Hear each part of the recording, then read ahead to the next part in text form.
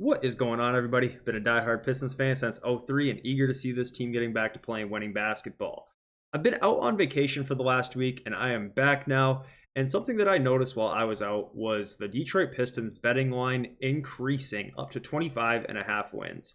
Now, before we jump right into it, I do want to make one thing pretty clear. This is not a gambling channel. This is not sponsored by any books or anything like that. But the reason why it's relevant and worth talking about is because Vegas is historically the most accurate predictor of win totals and everything else in between, to be honest with you. When you're looking at a website like ESPN or NBC Sports, Bleacher Report, you name it, they are not in the market of being right. They are in the market of driving clicks and attention. Vegas odds are completely only there to make money. Their bottom line is completely dependent on this being accurate. Therefore, I believe that it is a stronger indicator than any other projection you will see anywhere. So, the news that came out originally was that the Detroit Pistons were set at 24 and a half wins as the win total. And after that had happened, 95% of the bets that had came in and 97% of the money that came in were on the over. So what happens when the bets are that pushed in one direction? Everybody's just hammering the over. Well, they increase it. So they bumped it up to 25 and a half wins. Now, you might think, if you're not super familiar with this type of stuff, okay, all that means is that there's a bunch of Pistons fans out there who just are way too overhyped on this team, think that these free agent signings and everything else in between is going to have a larger impact than what it will. But that's not really how this works. If it said 95% of the bets and 60% of the money, I'd say, okay, you might have a point. But when we're talking about 97% of the money coming in, what that means is the wise guys out there, the real bettors, like, we're talking millionaires that really do this stuff, they all believe that the Pistons will win more than 24 and a half games. And considering that they have that type of money to gamble, means that they've probably been gambling for a long time and know what they're looking at here. So I think that they're right. I think I've put it out there that I think the Pistons have a chance to win anywhere up to 30 to 35 games before. And there's a couple things I want us to consider on why I think that this is still a good win total that will be pretty easily achieved. So number one, we are a little bit too accustomed to sub 20 win seasons in the NBA. As Pistons fans, of course, we won 17 games 2 years ago and 14 games last year. That is not normal. That is not normal even for the bad teams of the NBA. Regular bad teams in the NBA still win 25 games all the time. You look at the Memphis Grizzlies last year. They had Ja Morant for 6 games, Desmond Bane for 20 games. The better half of their season, they were playing strictly with guys that I've honestly never heard of. And I know mostly every regular NBA player that's actually rostered. They got G League guys out there, two-way guys out there, call-ups, you name it. They had just anybody playing for them, and they still won 20-something games.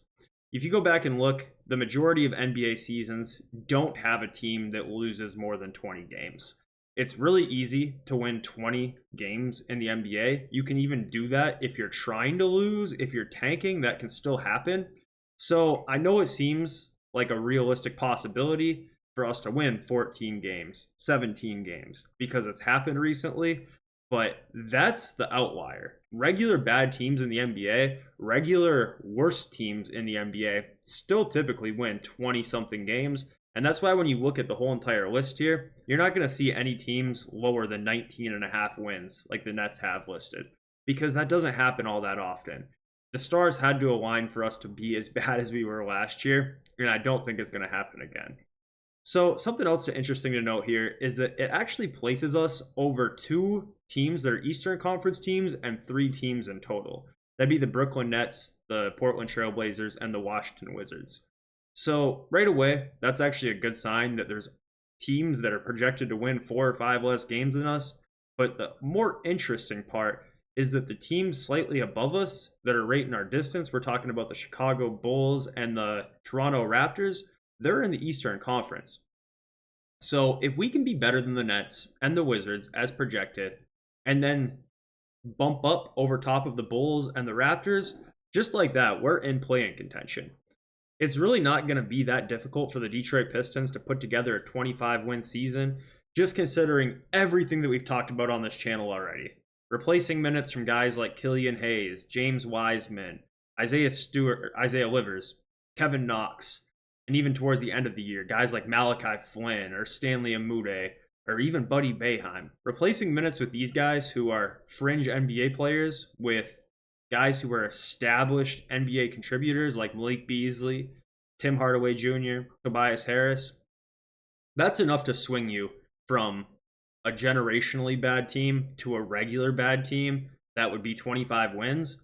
But then once you consider that we have 5 young players that any of them could break out and take a huge leap this season, we're talking Cade, Ivy, Duren, Asar, Stewart, even Holland might contribute right away, right? Like, if any of those guys take a big leap and then everybody else who we signed this year stays healthy, which they all have track records of doing, replace minutes from guys who probably won't be in NBA rotation minutes this year, this thing's doable. This thing is very doable. Not just the 25 and a half wins. That's very doable. And people who actually do this stuff for a living think that is realistic. I think it's realistic to talk about the play-in. I think it's realistic to talk about 30 wins, 32 wins, 34 wins, because that's not that hard to do in the NBA. Of course, it's all relative, right? Like, every single player in the NBA has worked so hard to get there, yada, yada, yada. You go on for days, right? Like, they're all extremely talented. But just speaking strictly on historical basis, most NBA teams do win 25 games. Almost all NBA teams win 25 games. If you look at the history of NBA teams that have played 82 game regular seasons, I'd bet you 95% of them at least cleared 25 wins. Just don't be in the bottom 5%, and you will almost certainly win 25 games. So when I'm looking at this line, not only do I think it's very realistic, I think it's pretty clear why 97% of the money and all of the big dogs who really gamble on this stuff and have no partialism or favoritism to the Detroit Pistons agree. This thing's going to be pretty easy to hit. 25 wins is not all that much, especially when you're considering that these other teams below us, like the Nets, Trailblazers, and Wizards, they're still on the front half of their rebuild, so they're going to be a little bit more inclined to toss away a few games, to throw an extra ring in the hat for the Cooper Flag sweepstakes. I know that Troy Weaver said last year he'd be competitive for 82 games. That didn't happen. I don't think Langdon has explicitly said that, but I think that's expected at this point with Cade coming in on the extension and all that. I don't think that they're going to be trying to lose any more than they already have, and 25 games is more than winnable. Let me know what you guys think. Does this seem like a easy line to clear? Do you guys think that you maybe want to go under? Maybe you guys have already bet the under. Maybe you bet the over. Let me know how you guys are feeling about this projection, and we'll talk soon.